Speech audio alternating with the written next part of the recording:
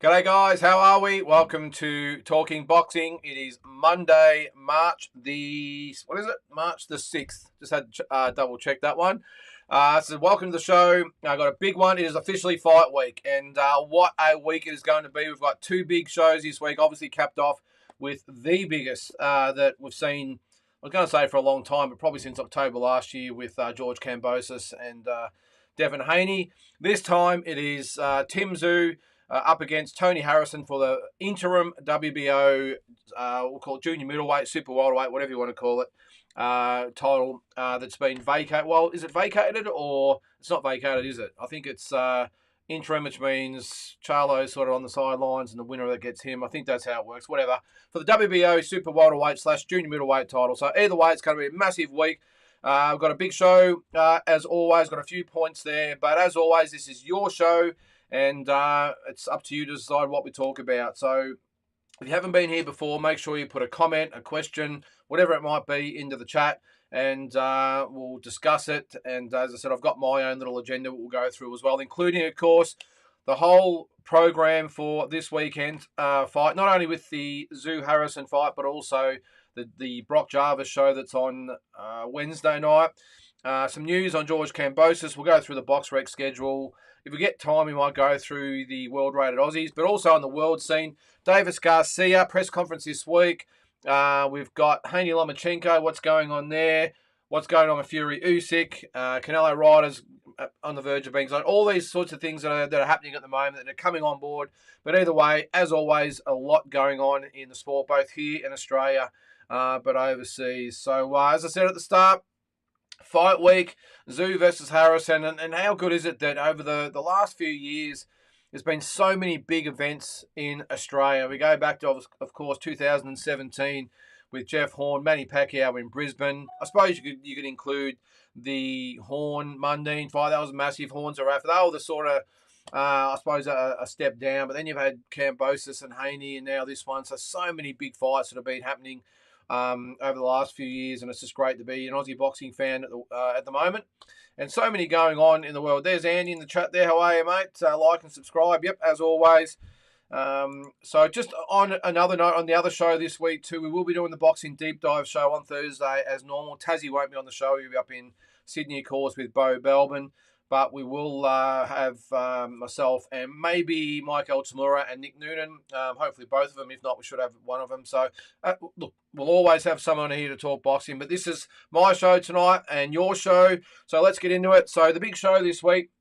Let's get into actually the schedule for starters. I see they did actually face off today. I know they've done it a couple of times, but it was interesting also to see that Tony Harrison said today that Tszyu was nothing like his father, and he wouldn't lose a round to Tszyu. He would win every single round. So, look, I know there's that bit of banter that always happens, but you just get the impression that Tony Harrison believes he's here to win this fight. And I know there's a lot of, look, real boxing fans know, and I'm sure that's you guys out there, know that this is a real fight. This is, without a doubt, a massive, massive fight for Tszyu. There's no way this is just a formality. Tony Harrison is here to win. He wants that third fight with Jermell Charlo. So, I know there's probably some casuals out there that just think, oh, this isn't just another guy that's been brought in for Tszyu to beat up. Nothing like that. This is the real deal, and I can't wait. I'm going to be there up in Sydney. Can't wait for it. It should be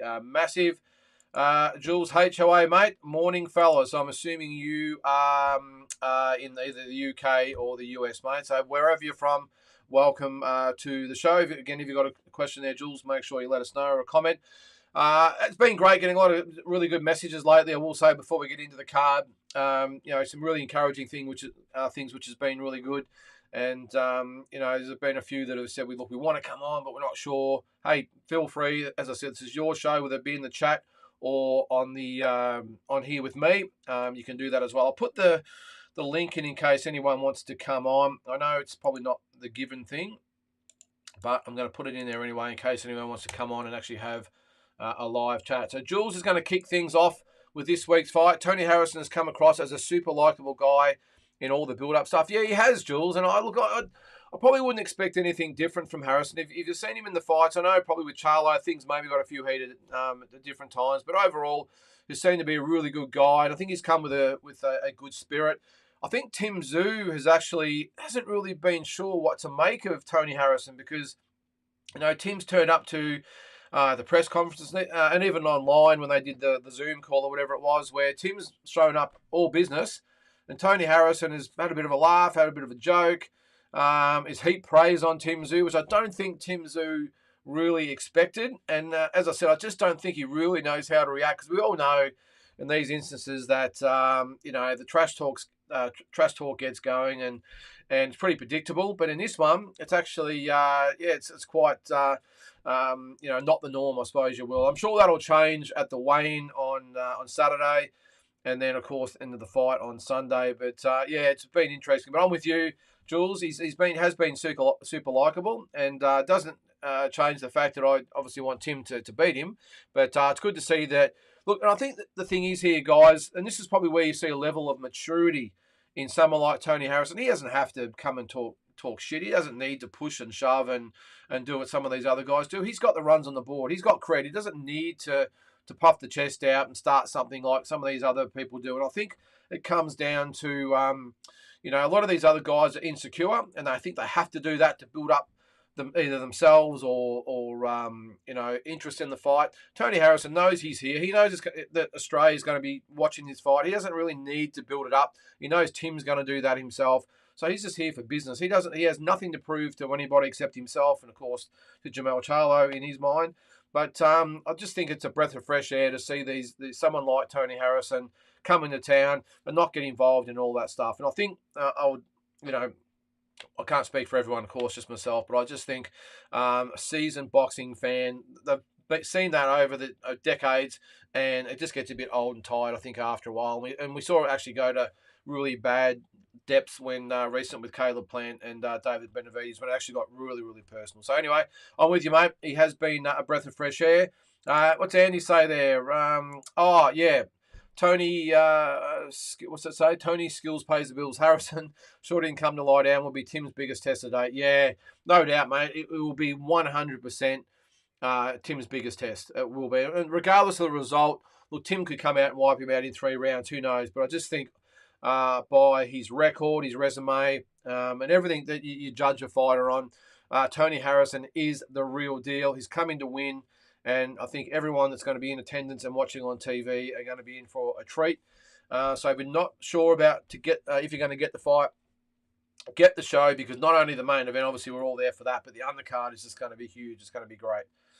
Oh, mate, Big J, how are you, mate? Mind games. Yeah, it is, mate. And maybe that's his ploy, Big J. Maybe it's, well, if I come out here and, start getting physical and start with the yammering and all the rest of it, maybe that's what Tim expects, and it makes his job a little bit easier. Tim doesn't, because Tim's not that type of guy.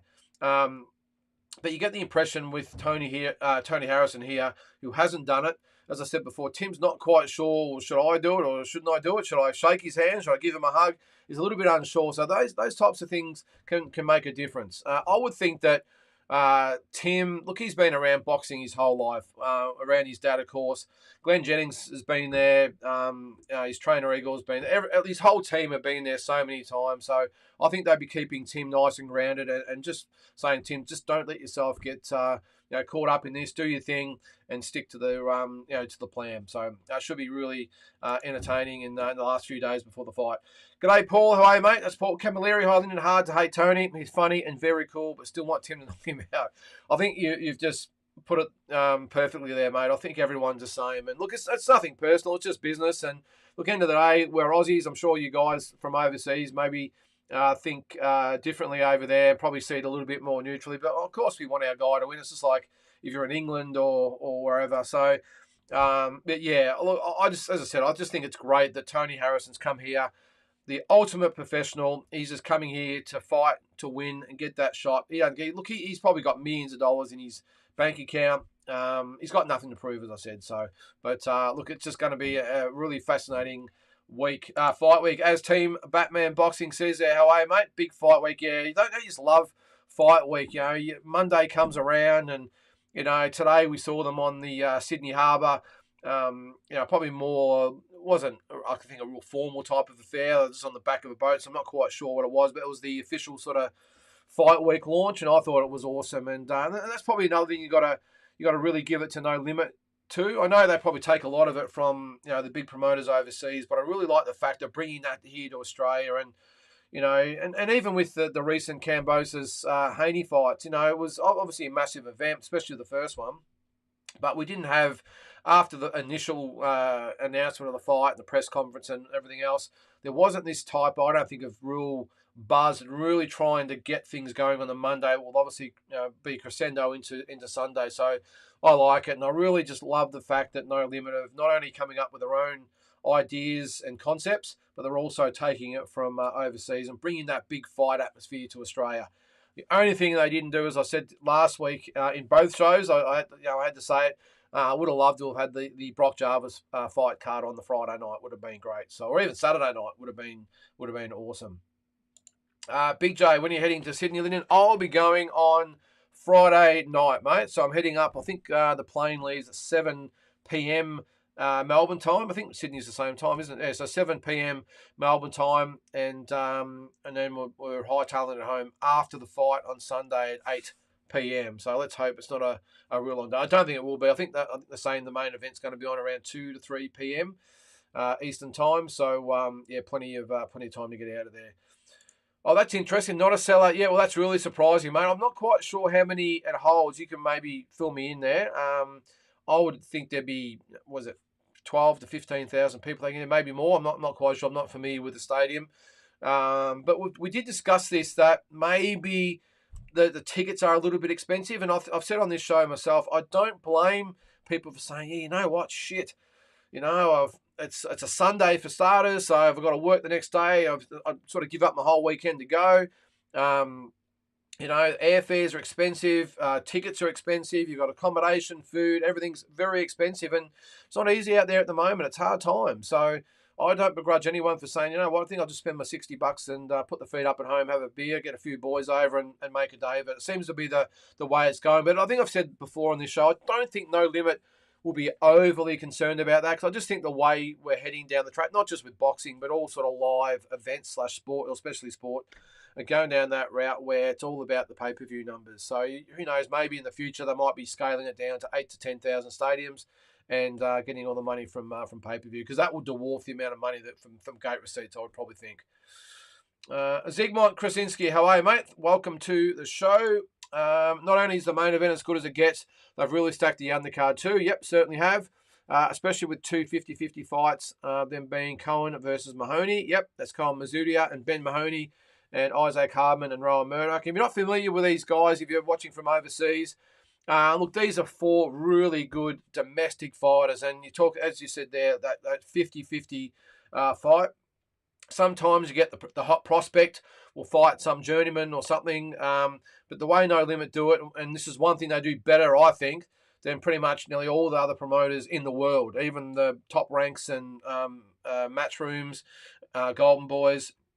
In my opinion, that is, I think they do it best where they want the cards to stack up to the event. And I know they're probably it's a little bit different here in Australia because we don't have those big shows all the time and everything else. So they need to make it big so that, one, they keep the funding from Fox Sports and Main Event. And, of course, they keep the eyes of Australia on them. Overseas is a little bit different, lots of different avenues to watch fights and that over there. But I love it that they invest into the card and not just the main event. Because when you think about it, let's face it, if they had Tszyu versus Harrison as the main event and just stacked it with half a dozen so-so fights, I think at the end of the day, we're all either going to be there or watch on TV. We want to watch the main event. But the thing I love about No Limit, they said, yeah, no, you know what? We're going to stack it with 50-50 fights. I'm not quite sure of the girls' fight, I will say, Chanel Dargan and Courtney Martin. The only thing I will say about that, if you haven't seen Chanel Dargan fight, every fight is fight of the year contender. She just comes and just lets them go. So I'm not quite sure about Courtney Martin, but I think, like it or not, she's going to be in a fight. So, but as I said to the overseas viewers there, do some research on these guys. Cohen Mazudia, look, he's only a younger sort of guy. He has been around a little while. He's 11-2. Still coming up through the ranks. So, he's had a couple of really good wins in the last 12 months. And you've got Ben Mahoney, who is 13-0. I don't think he's probably fought the same caliber as Cohen Mazudia, but look, a real good talent, and that should be a super fight. I think it really will be. And Isaac Harmon, the head splitter, with a name like that or nickname like that, you know what you're going to get. And Rowan Murdoch, who's been a little bit hit and miss over the years. So you've got Isaac Harmon's 13-1. He had his lone defeat last year against Michael Zarafa when he was stopped in 2 rounds in Melbourne.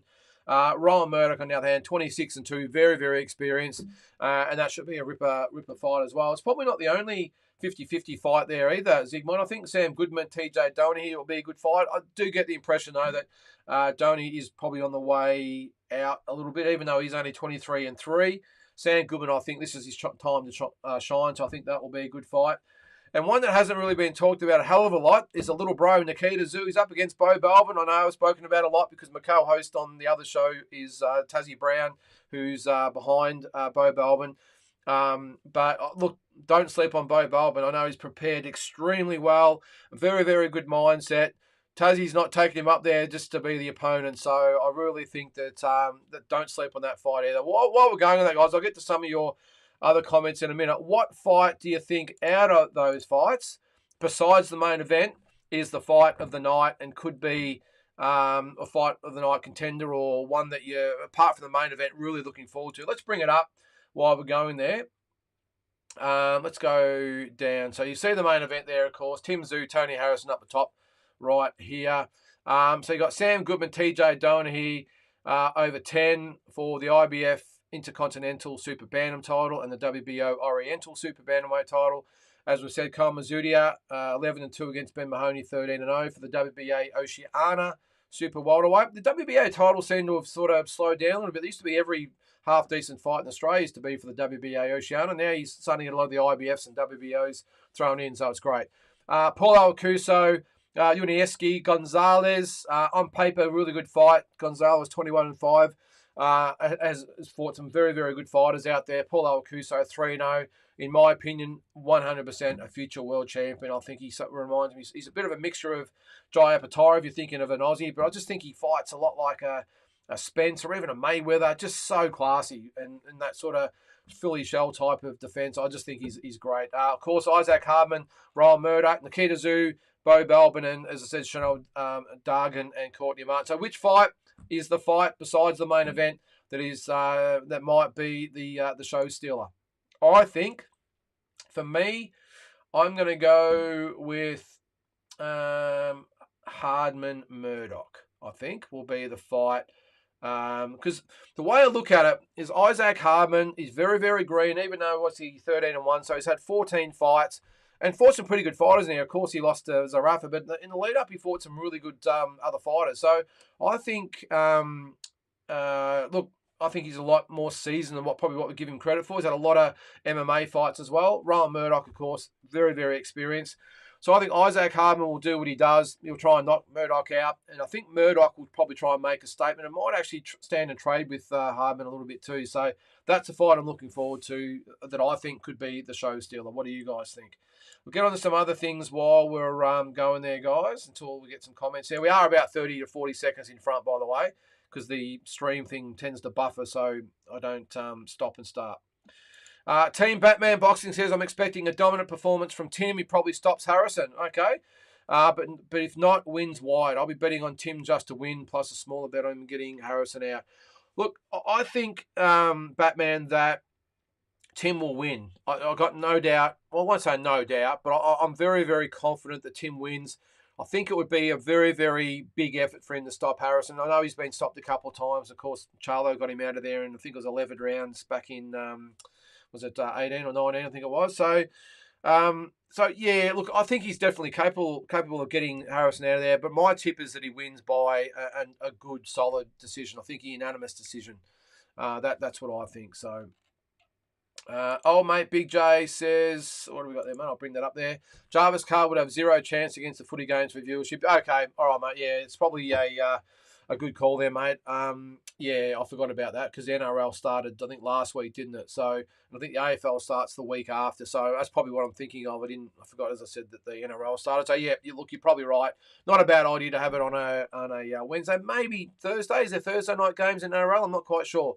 But either way, yep, not a bad call just to slot it in there just before all that happens, and in between the news week for the end of round 1 and the start of round 2, the news cycle. They've slotted right in there, so not a bad idea. Oh mate, thanks mate. So 21,000 in the Kudos Bank Arena. Do you know how many have been sold, Big J? Have you got a big an idea? About 21,000 seats. Geez, they'd probably want to get at least sort of 15,000. It's going to look a little bit empty unless they sort of push them all up one end. But that's a lot of seats to sell, isn't it? I'm surprised, I will say, and I've said on here before, maybe they didn't go down the D&L route when they did Pacquiao Horn. You get tickets for $39. And they ended up getting 51,000 people. And I know for a fact a lot of my friends and boxing associates and that said, yeah, they made the effort to go, where there had to been 100, 150, whatever it is. A ticket might have just swayed in the other way, but they went, hey, $39 tickets, it's worth going up there for the day. But if you're paying $300, $400, $500 a ticket, it's a lot of money to fork out on top of airfares and accommodation, especially with the inflation rates at the moment. So, yeah. So anyway, we'll see what happens. Jules.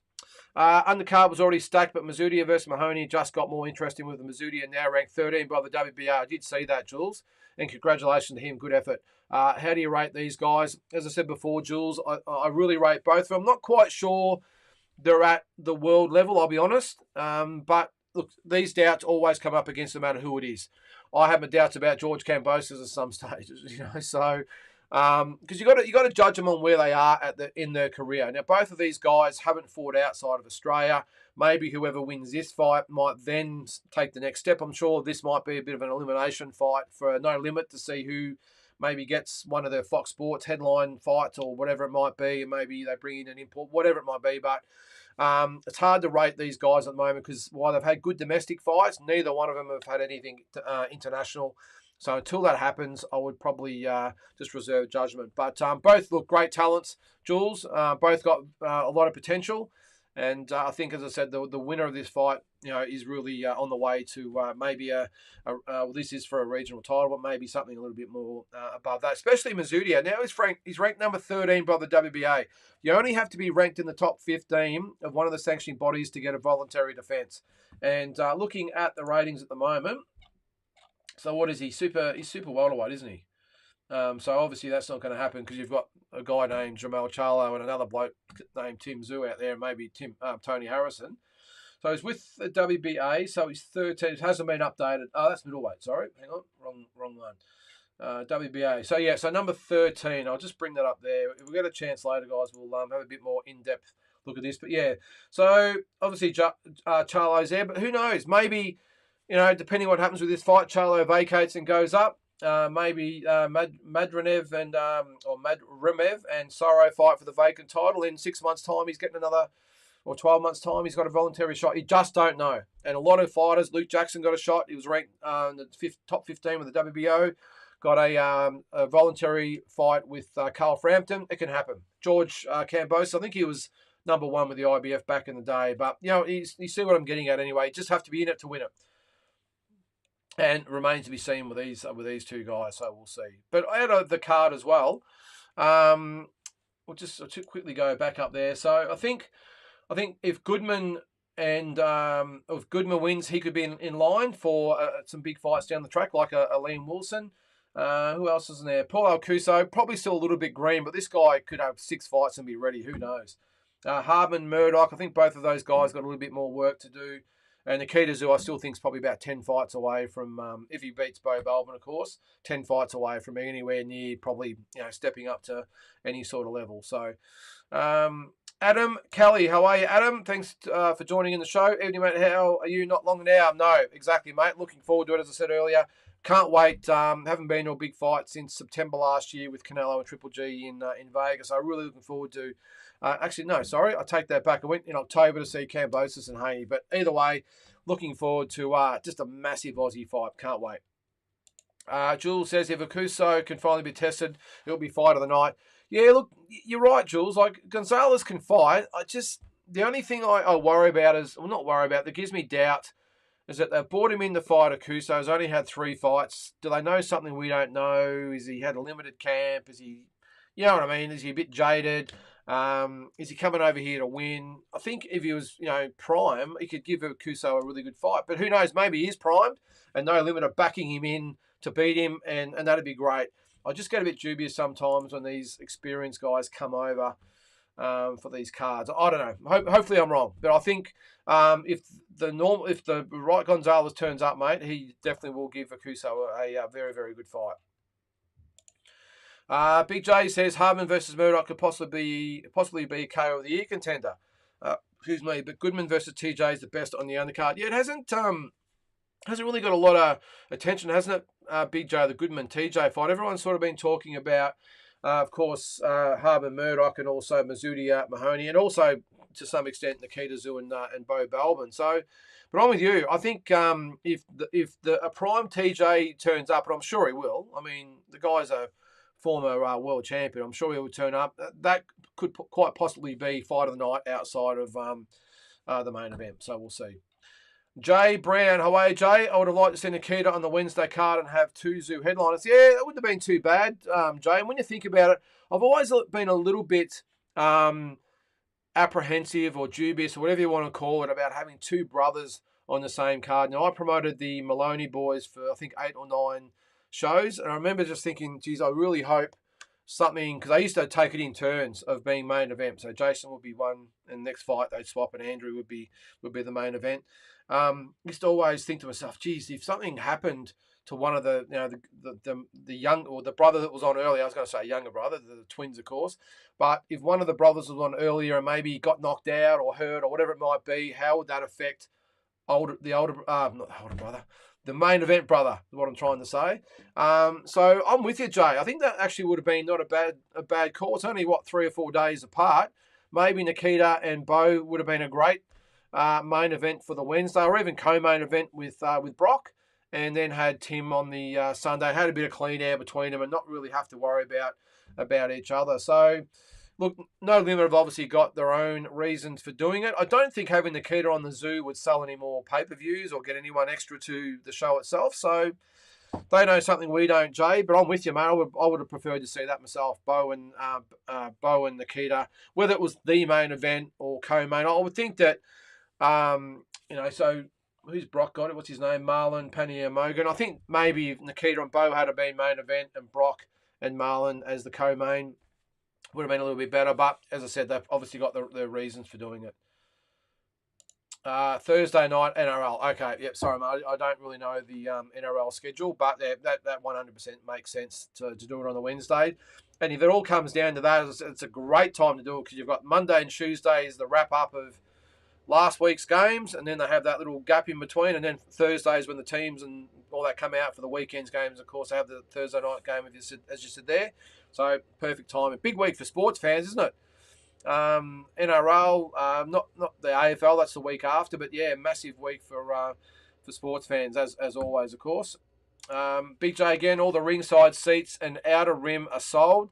The middle seats are still to be sold. Okay, so what you're saying is that the absolute ringside seats and up in the outer and the middle, what are they going to do there? Are they going to push everyone down if it doesn't get sold? And as a promoter myself, I know exactly what's happening there because it's happened to me in the past. The ringside tables always go in a flash.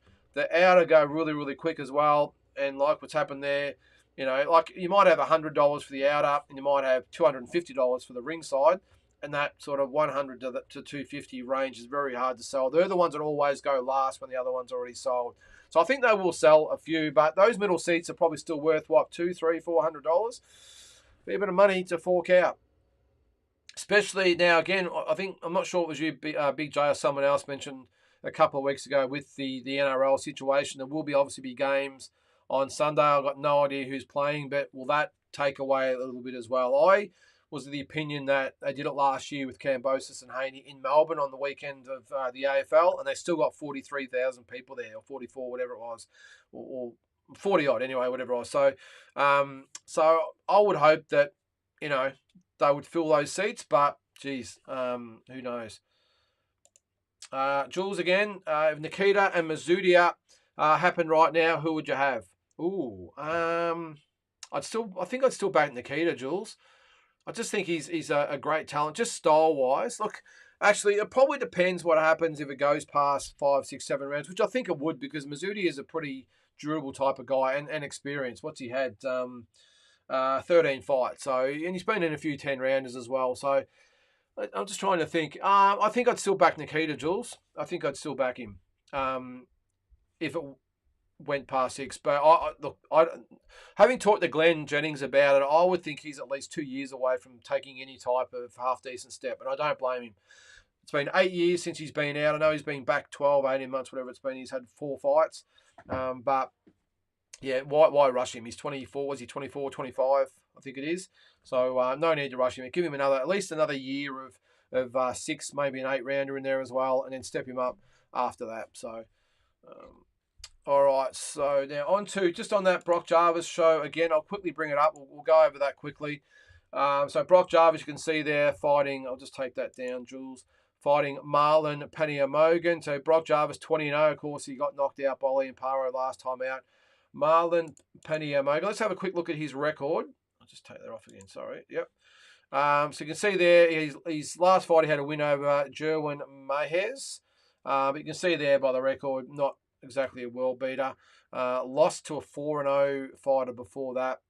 Beat Gino Rodrigo before that, and then of course the loss. So look, I think what it adds up to, he's a durable fighter. He's had 2 losses, but both have been on points.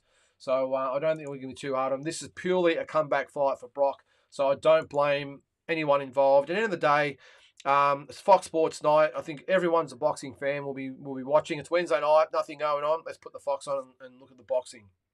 Looking at the card underneath, though, that's where I think the action will be. And just getting on that, when I say action, Brock Jarvis has never been in a boring fight in his life. So you'll see Brock Jarvis come out and try and take Marlon Paniamogan's head off. So, so that will be entertaining enough. But look at that fight underneath it. That's the fight I'm really looking forward to. Kane Clark, Hunter Ione, former stablemates. I'm assuming they probably wouldn't have a lot of good things to say about each other. It's only a 6-rounder, so it's going to be fireworks from the first bell. That will be a ripper. So make sure you don't just come in for the main event. Tune in for the for that undercard because that's going to be massive. The other fights on the card there, Jason Fawcett, Isaias Seti. Not really familiar with those guys. Instead of Jason Fawcett 4-0. Isaias Seti is 0-0-1, so just one draw. Liam Taliba, I have seen before, goes very well against Michael Seiko, who I don't recall seeing, I don't think. So he's 1-1. So, but either way, look, we've got, 24 rounds of boxing, so it should be all over by about 10:30, 10 o'clock, 10:30. I think it's great, and hope they keep it up. No limit. So make sure you tune in. I'll go back there. Just on the footy. Thanks, Big J. What do we got there, mate? So Sunday games, Tigers and Knights. I don't know how they're going. 4 p.m. Dragons, Titans at 6 p.m. Well, that's probably a really good thing.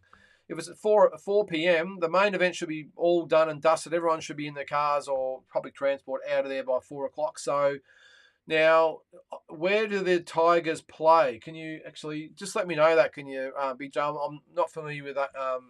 The NRL fixture. So now the Tigers are West Tigers, is that right? So does that mean that traffic's going to be sort of coming one way as we're going the other way if we're out in Greater Western Sydney? If you can tell us that would be great. Because I'm not familiar with the setup of Sydney. All I know is we're out in West Sydney at the stadium, and West Tigers, it looks like that's the home game. So I'm just hoping there's not a massive traffic jam. Like worst case, I'll obviously be going in different directions. So, and then the Dragons, is that St George and the Gold Coast Titans? Okay, so all right. So Deb, let us know there, mate, if we should be looking out for some traffic. Adam says no one's watching those games. Well, Adam, I don't know anything about where those teams are on the ladder, but look, what does happen doesn't matter where they are on the ladder. Sometimes, whether NRL, AFL, whatever, the real diehard supporters go and support. So I'm assuming there'll be a few there, but I would think maybe some of those supporters might go, you know what, I might give the footy a miss this week and go to the boxing. Big J says, Adam, at least 25,000 or BS. Okay, yep, at least 25,000 would be in attendance plus home viewership. Well, I don't think the home viewership's an issue, is it, Big J? Because you might have everyone watch the fight earlier in the day because it'll be all over by 3, if not 4 o'clock, and then switch over to the football. I'm not sure. Is the NRL actually fixtured it that way so it doesn't conflict with the fight? I'm not sure. 4 o'clock seems that, well, normally I know with the AFL they always have either a 1 or a 2 o'clock game on a Sunday, so I'm not sure how the NRL works, but having only 2 games, 1 at 4, 1 at 6 doesn't make a lot of sense. But I do know they like their Sunday night viewing does the NRL, where AFL was never really rated that well on a Sunday night. They are all bottom teams. Okay, well that's, as I said, mate, I don't really know what's going on there, but let's get on to some other news. I saw, who was it? Zygmunt. In a way, okay, yep. Hunter, yep, is always dangerous, but do you think Kane Clark will outbox like you said, in a way at the start there. Ione, is that how you pronounce it? We'll call him Hunter. He's always dangerous, but he is a little bit limited as far as skill goes, where Kane Clark is not limited at all when it comes to the skills. He's got some serious talent. He can box and fight. I think Hunter has probably only got the one gear to come out and try and knock the other guy out. Tends to gas very quickly as well. I would think Kane Clark would box. I would hope his corner would say, "Hey, Kane, don't get too excited. There's a little bit of bad blood there. Let's just get the first couple of rounds out the way," because we saw Hunter deck Jacob NG a couple of years ago with a beautiful shot, and I know they'll be conscious of that. So I would expect Hunter will come out strong. Kane will box him for the first couple of rounds, even though it's only a 6-round fight. Excuse me, and then really pick it up. And I wouldn't be surprised if Kane Clark stops him in the 5th or 6th round. Just my call. Because I really admire Hunter. Always comes to fight. And as a promoter, I would love to have him on a show because you know what you're going to get. The crowd love him. But I just think in this instance, I think Kane Clark's just got way too many tools for Hunter. And we'll get the job done in 5 or 6 rounds. Jay Brown. Surprised in a way. Now I'm calling him in a way. Ione got another fight with no limit. He was a flock when he fought Dara in Sydney. There was some big drama around that. Yeah, I'm with you, Jay. I do remember that, and he got beat on points, didn't he? It wasn't disqualification there. I can't remember. Actually, I'll bring up his record while we're talking. I think it was on points, wasn't it? Again, look, he come to fight. That's one thing I'll give him. Lost. The cut. Okay. Doctor stopped the fight during round 5 due to severe cut. Okay. And then it went to the scorecards. Okay. So it was a 5-round decision to... Actually, I'll bring his record up while we're talking there, guys. If I can get it there. Yeah, so you can see that. Yeah, well, look at that. 1, 2, 3, 4, 5. But look at the fighters he's fought. Jacob NG, we know what sort of a talent he is. Yusuf Dib, of course.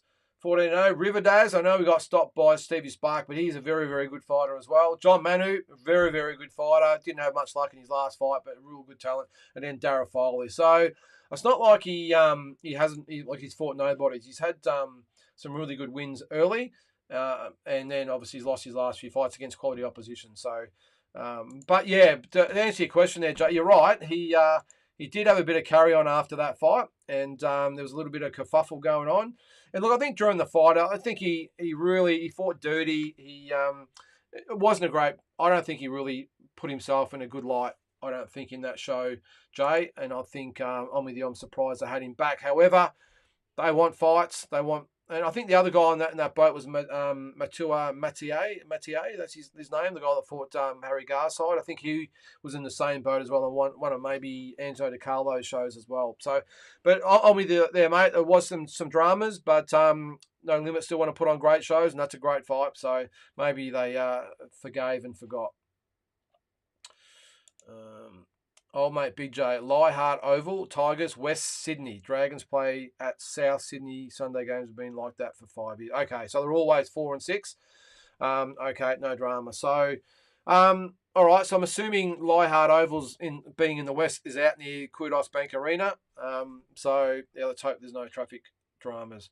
All-Star Boxing. How are you, mate? Good day, Lynden. Long time no speak. Love your work, mate. Keep it up. That's great for boxing. Hey, really appreciate it. And if you don't know, that's Benny Harrington is All-Star Boxing. Obviously he's doing great things there. Of course, with Liam Wilson over there. And, fantastic effort by all concerned in that, mate. And you've got a great stable of young fighters there as well. So I hope you're doing well there too, mate. Old mate Big J, Tigers and Dragons are bottom feeders, but have huge followings like Carlton. Hey, we might have huge followings, Big J, but we're not bottom feeders. Well, we used to be, but watch out for the Blues this year. I know they were pretty shit on Friday night against the Sydney. It was a Friday night against the Sydney Swans, but look out, we'll be fine this season. But okay, well maybe those fans that might have, of those clubs, Tigers and Dragons, might go, no, I might have a week off this week and go to the fights instead. They can fight it out. But anyway, that's interesting. Shout out to Billy Dibb, poor bloke fighting some kind of cancer. Well, and good news came, I think it was today, that he's now cancer free. So great job to Billy Dibb. He's a great guy. If you've never met him, what you see on the interviews is what you get in real life. Just a gentleman. I met him once in Melbourne at Lim Jacker's Gym Pursuit Boxing, probably about 3 or 4 years ago. Really, really good guy, and as I said, a real gentleman. And I'm rapt for him that he's now been diagnosed as cancer free. Let's hope it stays that way, and we're all sending our very best to Billy Dibb. Jules, speaking of Dara, got a big opportunity after Paro was forced to withdraw. Yes. Do we get to count Dara as an Aussie fighter? Where was he born? And where's he lived all his life? I know this is, look, was he born in, look, I will be honest with you, Jules.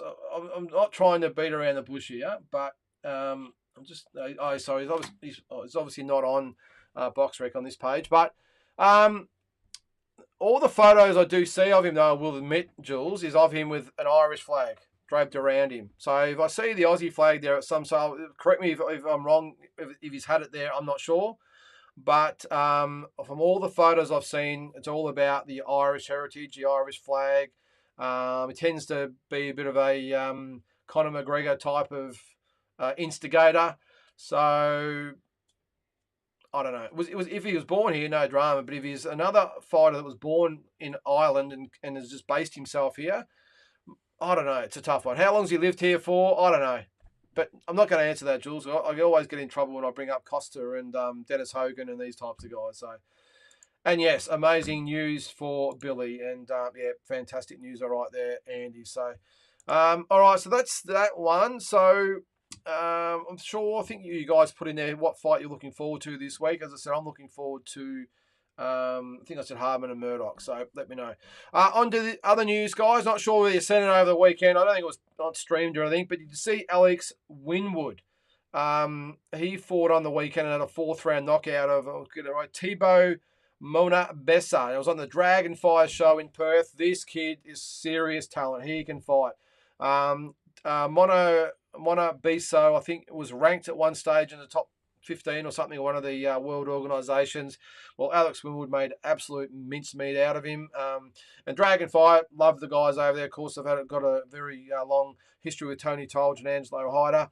I see Danny Green's getting behind Alex Winwood as well. This kid can fight, and I wouldn't be surprised if you see soon, depending on what Tony and Angelo want to do with him, whether you might see him as part of the No Limit type of stable as well, and they put him on that card as well. But just a talent. We all saw what happened in the Commonwealth Games. He got dropped.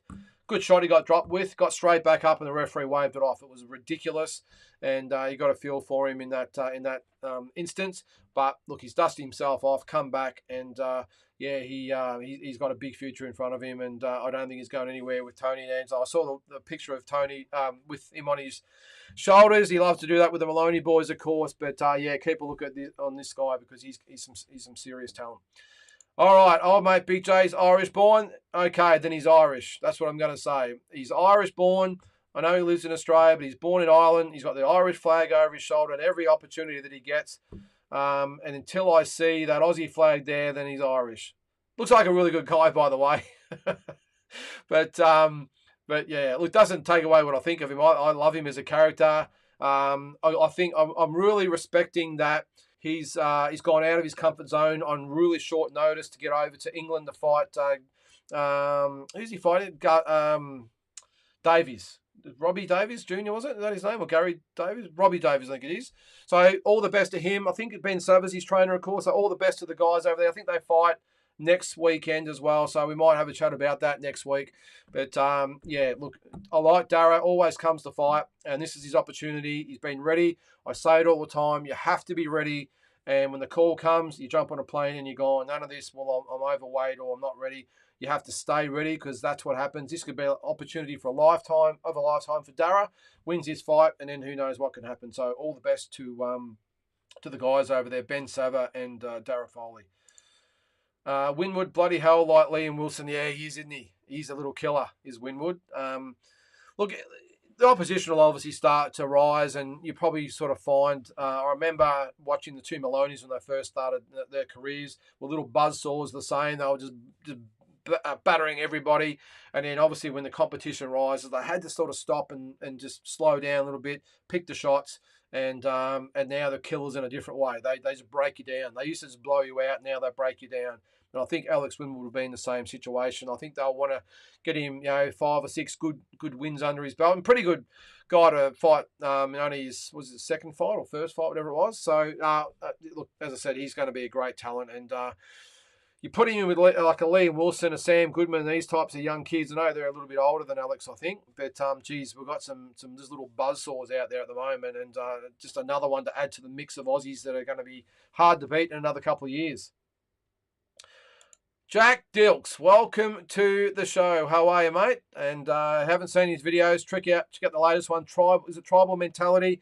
Done some brilliant videos lately. There's a new one out with Bo Balvin. He's unbelievable, mate. It goes for about 4 minutes. Make sure you check out the Instagram page because does a great job. And if you're after some work out there, if you're a trainer or fighter or whatever, or promoter, this guy I think is the best in Australia at that at the moment. So and Jack, you owe me some commission after that one.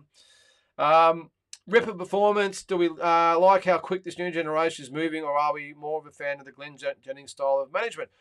Great question, Jack. Really, really good question. What do you guys think? My personal opinion is, so what's the question there? So moving along quickly like a Liam Wilson or a Sam Goodman. Not that Liam Wilson, I think, moved too quick. I think he's had 20-odd fights, hasn't he? Ben will be able to answer that, of course, being his trainer. And Sam Goodman's had 13 fights now, and I think TJ Donaghy is a perfect fighter for him. I just think it depends, Jack. I think if you've had a dozen blowouts, let's say, against lesser lights or not really at the level, I would say take the long road.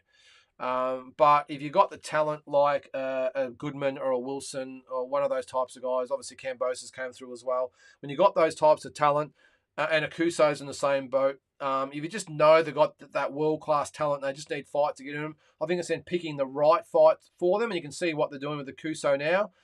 They did the same thing with Liam Wilson. I know the Filipino he fought obviously didn't end well, but he obviously redeemed himself in that one. And I think Sam Goodman's going to be in the same boat. But look, I just think depends on the fighter and the fighters are actually in with. Glenn Jennings, I think, has made no secret with Nikita is that he's going to fight solid opponents without probably really exposing him to real upper-class top Australian/international fighters. So he wants really to get him rounds. Where I think with the others, it's just like, hey, these kids are supreme talents. Doesn't really matter who we put them in with. They're going to do well against them. So let's just put them in and see where they go. So I hope I've answered that. I just think it depends on the actual fighter. And even with an Isaac Harmon, he's had 14 fights now, but they stepped him up after 3 or 4 fights. So even when he had 8, 9, 10 fights, he'd fought some really, really good quality domestic type of fighters. And I know there's a Rafa thing didn't work out for him. I don't think that had anything to do with the quality of opposition. So I think it just depends on the fighter, the talent, and who they're actually fighting, whether you speed them up or slow them down. I'm a fan of both, mate. I think when it comes to, if you want to break it down to a couple of different fighters, let's say an Akuso versus Nikita. I think Akuso is supreme talent. Let's just let him go now. He can fight the distance. He can match it with him ability-wise. He's had a lot of amateur fights. Let's just put him in. Nikita didn't have a lot of amateur fights. Hadn't fought for 8 years. Only young. I don't blame Glenn Jennings for saying, let's just move him on slowly. I think I've talked for enough on that one. All right. What do we got? Sorry, guys. Back to Ben Harrington. Winwood can punch also. Yeah, 100% he can punch. That uppercut he hit him with, holy shit. Foley always stays ready. He's a true professional. Well, that's what it comes down to, Ben. And you know better than anyone with the Liam Wilson situation. I know you're scheduled to fight on the Tszyu Charlo card that got cancelled, but there's no well, let's just take a bit of a break, or let's go back a gear, let's go. And then obviously the Navarrete fight come about. You just got to be ready. And as I said, I always preach it to the fighters to stay ready. Foley, the Maloneys have done it. And, you've just got to be ready on a moment's notice to jump on a plane and get overseas. And I think it's, to credit to Foley and his team that they're ready to go on, a couple of weeks' notice. Irish or not, Dara is always fight of the night in the presser. Look, just because I said he's not an Aussie, it doesn't matter Irish or Aussie, whatever. It's got nothing to do. But as an entertainer, I think he's great. I saw it might have been against Hunter Ione, where he actually did he bring a birthday cake or something to the weigh-in and saying happy birthday to Hunter. And I mean, it's great. And I think we need characters in the sport. And Dara always does it, but he always backs it up with coming to fight. I mean, the fight he had with who was the guy that fought? I'm just actually gonna have to look him up now because he's got the Ty Telford. The Ty Telford fight, just unbelievable. Some of the battles he's had over the journey. He had the Brandon Ogilvie fight, of course, a few years back. That was a really good fight. He lost that fight, but that was a good one. So, look, I just like his style. I know he obviously models himself on a Conor McGregor type. I think it's great for the sport, so there should be more of it. But he's still Irish. What have we got here? Lynden, have you checked T Street controversy yet? No, Big J, I admit to you, I haven't had a chance to see. So I've been really busy the last couple of weeks. I've got it written down on my notepad to check it out. So I apologise. I've had numerous people say you've got to check out T Street controversy, so I'll do it. But I just haven't had a lot of free time in the last couple of weeks. Appreciate the kind words. So you should, Jack. We'll have some vids for the show when I pop around for a couple of necks. Yeah, do that, mate. If you don't know, I know Jack really well, of course, and he has been to my house for a cuppa recently, and he's going to do some videos for our show. But as I said, look, I'm not just pumping the tyres up there. If you want some really good videos done, and I think some real quality fighters out there have actually reached out to Jack. I think George Kambosos might have been one. Some overseas fighters as well have reached out to, I can't remember who it was, Jack, you might be able to tell us, but have reached out for videos. That's how good they are. So if you want some videos made, check out Jack. So Ben again, 13 fights, Liam. So is that all? Geez. He's moved quickly at 140 amateur fights. There you go. But yes, each boxer is different regarding the style, management, promoter, and what the fighters want to achieve. Yeah, look, sometimes the fighters want to be moved quickly. And I'm assuming Liam was one of them, Ben, that he wanted to take the Noine fight. He wanted to take the Navarrete fight. So, look, sometimes, and Liam's obviously a super talent. We all knew that after a few fights. I obviously promoted, when was it? It was the start of 2020, and he knocked out the, who was it, Ben? You have to fill me in. Was it, he decked him with a beautiful left hook anyway. I should know who it was. Actually, now I'm going to have to type his name in and see if I can check it out. I should know, but it was knockout of the year anyway, it was. Liam Wilson, there we go. It was, I should know this seeing I promoted the show. It was Jesus Cuadro was his name, and he knocked him out in 5 rounds, and I can still hear the sound of him hitting the deck. It was just amazing. So beautiful. If you haven't seen it, it should be on YouTube somewhere. And Liam just yeah, I think we all sort of knew he was something special, but there's others that you just don't maybe know, and you've just got to take your time and build them up, and others simply you're just not in a rush. The game plan might be from the word go, like Len is doing with Nikita. No matter what, we are going, and Brock Jarvis was the same with Jeff. We're going to get him to a point, and we don't care what the outside noise is about or what offers we get. We're going to stick to our plan and be ready to go. And I know it didn't work out for Brock in his fight, but he's a lot better than that.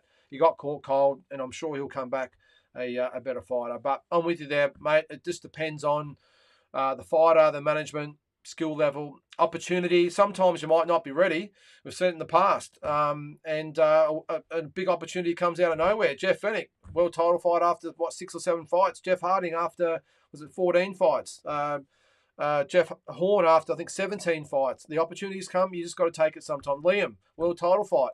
Maybe wouldn't have been on the, I'm speaking out of school here, but it mightn't have been what you're looking for this year. Might have been to sort of get him ranked and the world title fight come. Hey, you got to take it. So no disgrace in that. Winwood has all the potential for a world-class career. Who is your favourite Indigenous Australian fighter of all time? Geez, now you got me. He's been a few. I've got to stick with my main man, Robbie Bomber Peden. No contest for me. Obviously, went to the Olympics with him in '96, and a lot of other tournaments around that time as well. The sexy fella, as he calls himself, I just think brilliant amateur. We've done the ratings on here before. I thought he's the best Aussie amateur I think I've ever seen, and obviously won a world title as well in the pros with the knockout of Nate Campbell. So I would think, and highly controversial, I know, with the Lionel Roses and Anthony Mundines and Mundines of the world, I think he would be, in my opinion, the best Indigenous fighter. That's my favourite, but also the best Australian fighter of all time. Now, the Lionel Rose fans come at me, even Anthony Mundines fans come at me, but I just think, even though Lionel Rose is a national hero, got a lot more exposure than what Robbie Peden did. Different times, of course. And back then, of course, that was the undisputed title. Robbie obviously won the IBF version, still a world title, of course, one of the recognised one. But just my opinion, I think Robbie Bomber Peden, not only is he my favourite Indigenous fighter of all time, I think he's Australia's best overall Indigenous fighter of all time. Can't believe I've said that because I'm about to cop it, I know. What do you think, guys out there? Everyone's a little bit different. Ben says, Akuso thrives under the bright lights. Yeah, mate, you get the impression he just loves it, doesn't he? He just loves being up there, backs himself. He's so confident, but he's just got the ability. He just oozes class. And you can just see, he could, look, we don't know how he's going to go with the a 10 or 12 round fight, but you just get the impression, if they called tomorrow, what is he, light heavyweight, isn't he? If they called tomorrow and said, right, Better Biv or Bivol had to pull out one of their opponents, do you want the fight? Even though I know he's only had 3 fights, but I'm just saying hypothetically, I reckon he'd say, yep, I'm in. I'm ready to back myself and go. That's the type of guy he looks like. I'm not a real fan of all the talking, that sort of stuff, and he can be guilty of that a little bit sometimes. But at the end of the day, he backs himself, and just an unbelievable talent, and I just think he's got world champion written all over him. Yep, Quadro was the man. Oh, Ben, yeah, it was. I remember just standing at ringside and I heard the whack, and then I heard the thud on the floor. It was amazing. So if you haven't checked it out, guys, it'll probably be on the Fox Sports YouTube page or whatever it is, because it got knocked out of the era. Oz Boxing, whatever it was. Zygmunt, Lionel Rose, no contest. Yeah, mate, everyone's their own opinion. I'm not going to argue with that at all. I was asked my favourite fighter and Indigenous fighter, and it's Robbie Peden. And as I said, I still think, to me, Bomber Peden is the best Indigenous fighter that we've produced. And look, I think Anthony Mundine has got to be in the mix as well. I'd probably have him at number 3 behind Bomber and Lionel Rose. I'd probably have Anthony Mundine.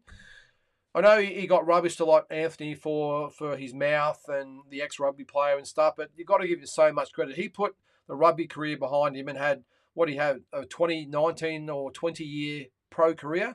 Amazing. Absolutely amazing. Fought all the, not all the biggest stars, but a lot of the biggest stars. Won different versions of world titles. So I give Anthony Mundine a lot of respect, and I think he would be number 3 of our best Indigenous fighter of all time. Sigmund says, yes, Big J, yes, yours and many others. Yeah, I mean, Lionel was a national treasure. It really was. We love Lionel. That's just my opinion, and I just think Robbie doesn't get the kudos that he deserves. And remember, he fought main event MGM Grand against Barrera. Holy shit, and that was coming off the back of the Nate Campbell fight. Didn't get the win, of course, but he fought Marquez as well, Juan Manuel Marquez. So just a very, very underrated fighter, in my opinion. So I just don't think he was managed properly. Maybe if he had based himself here in Australia rather than overseas. Bomber always said, I remember when we were at the Atlanta Olympics together, when he turned pro, or when he said he was going to turn pro, he said, I'm not doing the Aussie thing. I'm going to dive straight into the American scene. He's over there sparring with a Churro Gaddy and these types of guys, having all these gym wars over there. And he earned it the hard way. And if you've been to the gyms in the States, there's no mucking around there. It's hardcore and sink or swim. And Bomber not only dove in the deep end, he survived, no problems whatsoever. And I think it held him in good stead. And as I said, I think maybe in hindsight, maybe if there was a no limit around back in the day, maybe he might have based himself here. There was none of that at the time. even a match room that might have been able to base him here and fight over. So who knows? But I just don't think he had the right promoter behind him and the right management behind him to really make the most of his ability and expose him to a little bit to the Aussies. Because I mean, unless you're a hardcore fight fan in Australia, a lot of people just don't know who Bob Peden is, and that is a real tragedy, I think. Adam asked, what time roughly would Nikita's fight be? Well, it's going to be early, I think. Adam, I think he'll be the second fight. I think they're talking about. I think he is. I think the girls are going to be up first. So Chanel Dargan, Courtney Martin, and I think his second fight to give obviously Igor enough time to prepare Tim. So get there early or tune in early, whatever it might be. That's a 6-rounder, and I wouldn't be surprised if it's on about lunchtime. Might even be 11:30 or so. It'll be early. So if you are going to the fights, don't think it's going to sort of take its time. They're going to want it done because the American broadcasts are obviously taking the fight. They don't muck around over there. They want schedule. They'll want the main event to be on at 2 o'clock, and they sort of work their way backwards. So the main event starts at 2 o'clock regardless, which is I think it might be 10 o'clock Eastern time in the States and about 7 o'clock in the West. I think that's how it works. They're going to want the fight on that time, and they'll work their way backwards. So there's going to be no mucking around. They'll kick off right on 11 o'clock.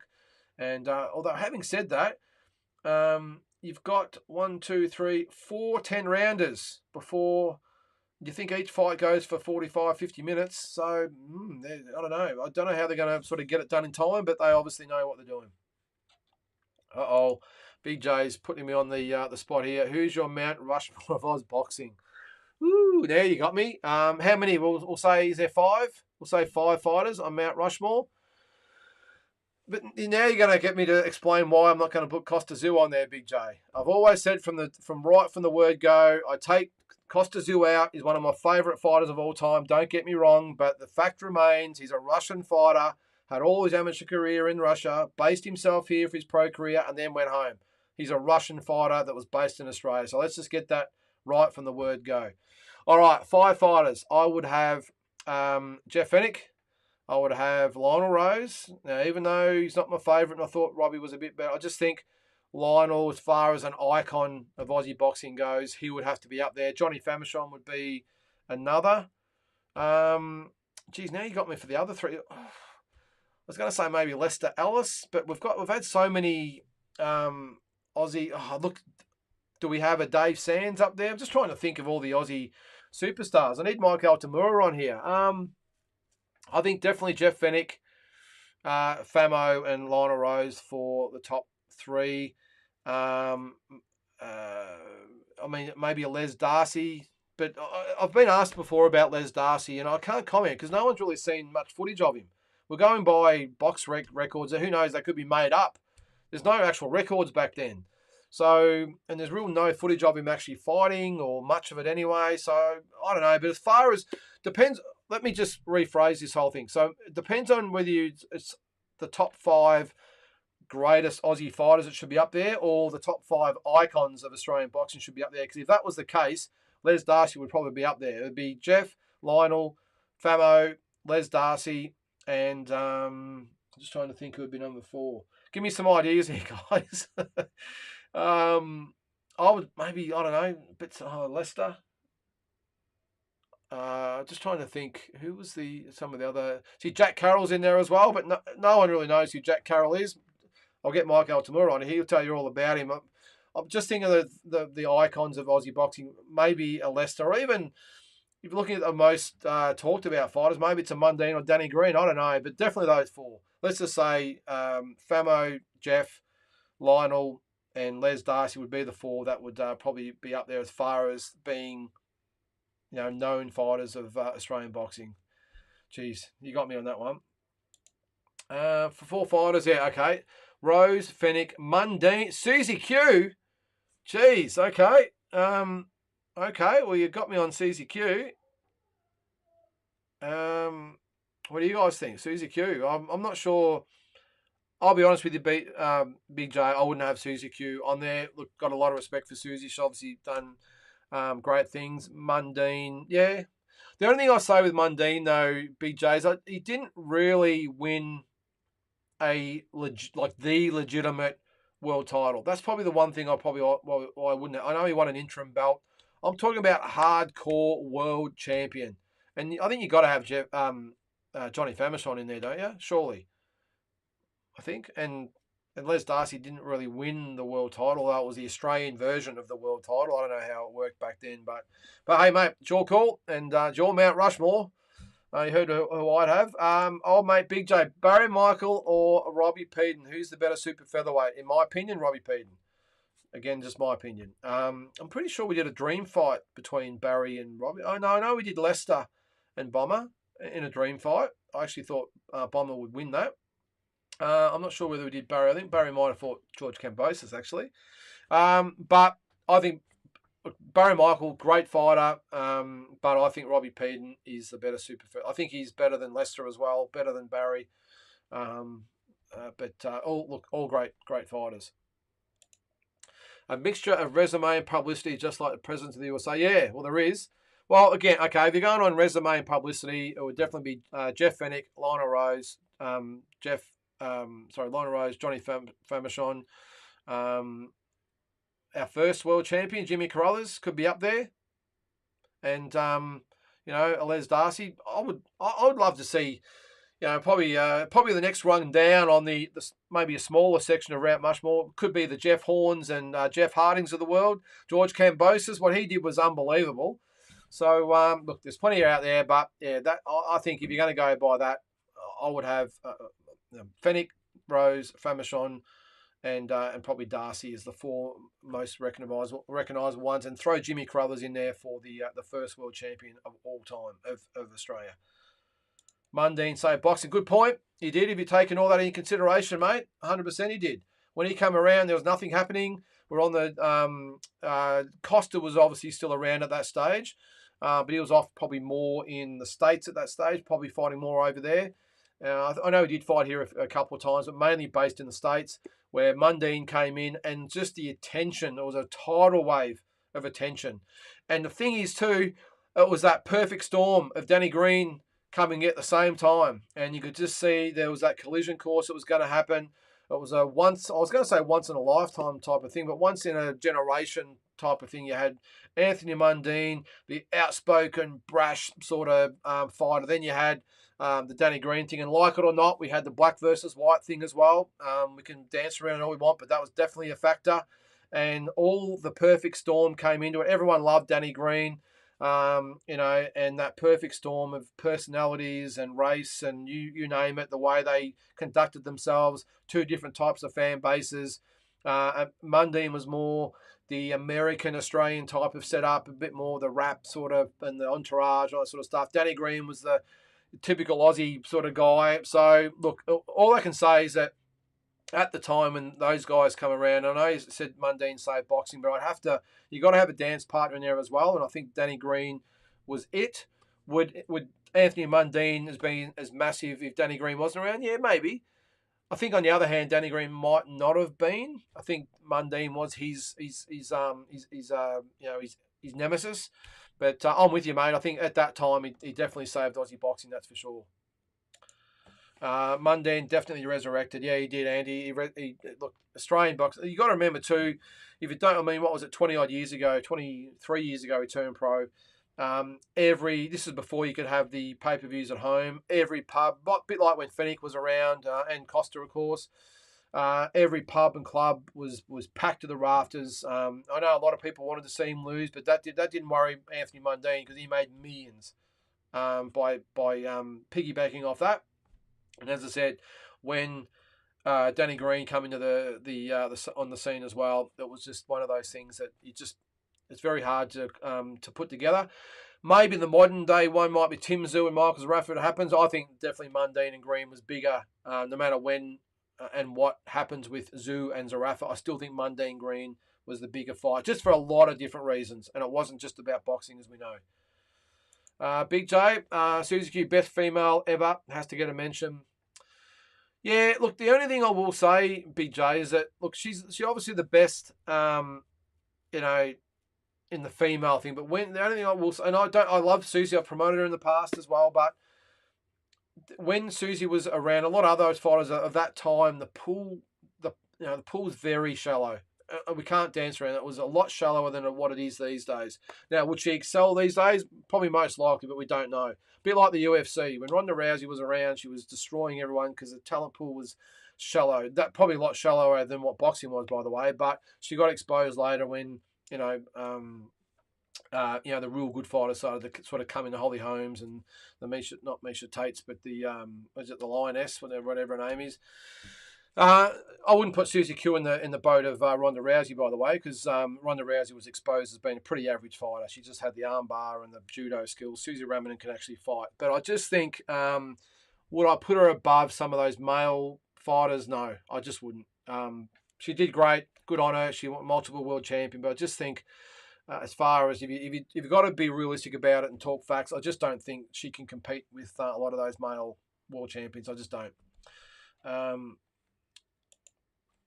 Benny, the Mundine story overall was amazing. One of the great rugby league players. Well, he was. And I must admit, Benny, I didn't really know anything about him as a rugby player. Obviously, I'm one of these dirty Victorians down here, but I obviously knew him because of his last name, with Tony Mundine being his dad. Comes across to boxing, and to do what he did was just out of this world. What a star! And look, if you remember back then, and a lot of you guys are probably too young to see that, but if you remember when it happened, when he first turned pro. A bit like the Jake Paul situation now. Everyone was just waiting for him to fail, but he just didn't. He just had sublime skills, brilliant skills. And it was so underestimated because everyone just thought he was just that rugby player. And as soon as he fought someone real, he was going to get knocked out. But when he first started, I remember him fighting seasoned pros. He fought Sam Solomon really early in his career. Guy Waters was another one he fought early in his career. So many of these guys that were established Aussie fighters. I know they were only like at Aussie level, but they were solid fighters. A lot of them had a lot of fights. He just bowled them over one after the other. And then when he got to world level, probably jumped a little bit too quickly in the end. But again, he got the opportunity, so he took it. Didn't work out, then so be it. He got knocked out by Savan Odke, who was probably the softest puncher in boxing history. But anyway, it is what it is. But instead of just going away, he come back even stronger. Obviously beat Antoine Eccles for the interim title, had the fight with Green and all the others around there as well. And I just admire him, win or lose. He took on the best. He wanted to fight Canelo. He wanted to fight Mayweather. He ended up fighting Mosley, even though it was a little bit of a circus. But yeah, look, full respect to Anthony Mundine. I think he gets a bit of a bad rap from people who just don't like him for whatever reasons. That's fine. But as a fighter, strip all that away. I think in the top 10 Australian boxers ever. So... they built the contender around him. It was just a start, undoubtedly. Yeah, I remember that. It didn't end well for him, though, did it, Ben? I think it backfired. Well, did it backfire on Fox or not? Because remember, what was his name that beat him? The other rugby player? Was it... I'll have to look him up in a sec. Garth Wood, was it? From the Hood Wood was his name. But what that did was set up a big rematch, and there's a lot more eyeballs on it then. They both would have got paid some good money, so maybe it worked out well. But I remember at the time thinking, the Mundine's going to kill this guy. But you remember, it wasn't just how great a fighter that he was. He fought regularly all the time, and every fight was a pay-per-view fight right up until I think the last year or so. Every single fight was a pay-per-view fight. And I still remember to this day, I suppose he hoodwinked Australia and come off the best because he probably made millions out of it. If you don't remember, he fought Bronco McCart in Las Vegas. And it was marketed on Main Event as Mundine takes on the USA. And don't miss Mundine versus the USA. He goes over and fights some former world-ranked contender in Bronco McCart. And they had the Las Vegas lights and everything going on. And I remember thinking, geez, okay, this is going to be massive. Well, if you watch the telecast, it was in front of about 100 people at, I think it was the Palms Hotel in Gassan, which is, I've been there, it's a tiny little room. And on the same night was Amir Khan and Danny Garcia, which is where all the attention was. And but Mundine, he was so smart because what he did, he said to the promoters, yeah, whatever, you pay me whatever you think's fair, I'm keen, as long as I just want the TV from back home. And the way they Main Event promoted it was some massive event in Las Vegas. Everyone, of course, paid the money. Bronco McCart was a very, very average fighter.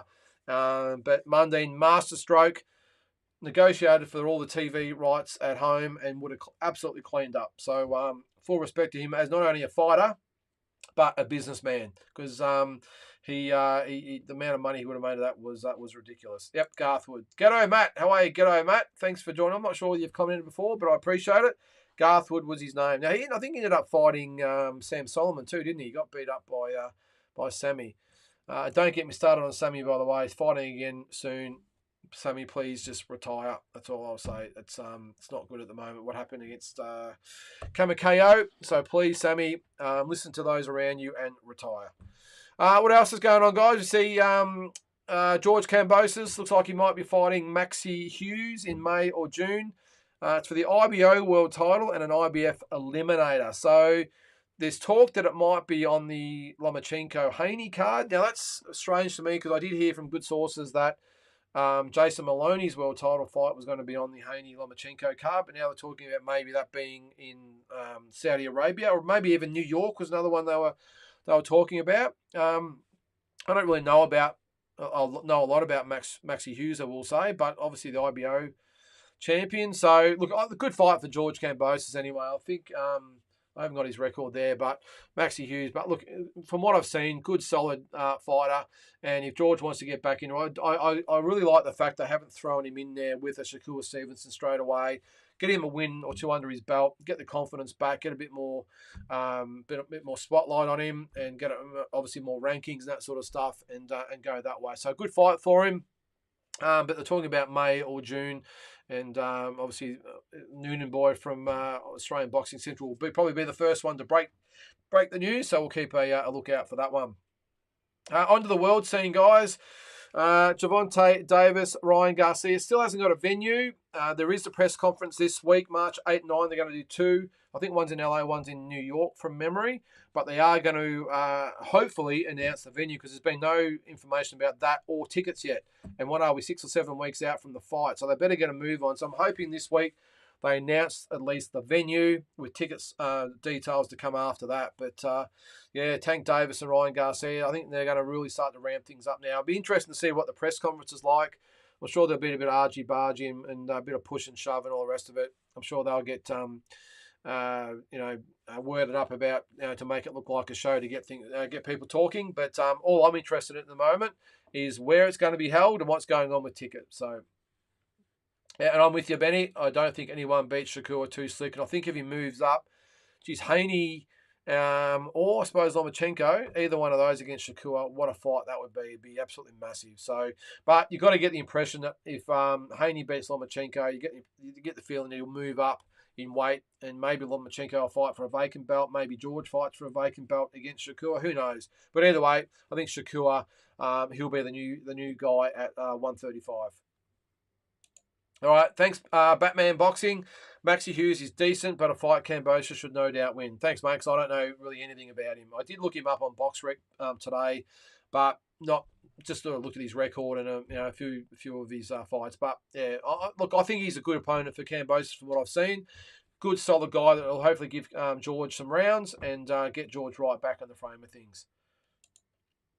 Saw the Kambosos Hughes fight coming. Yep, Hughes is a solid fighter. Good win for George. Will revive the career. Yeah, thanks, mate. You obviously know more about him than I do. Wasn't really familiar with him at all, but from what I've read and seen, it should be the ideal opponent for George.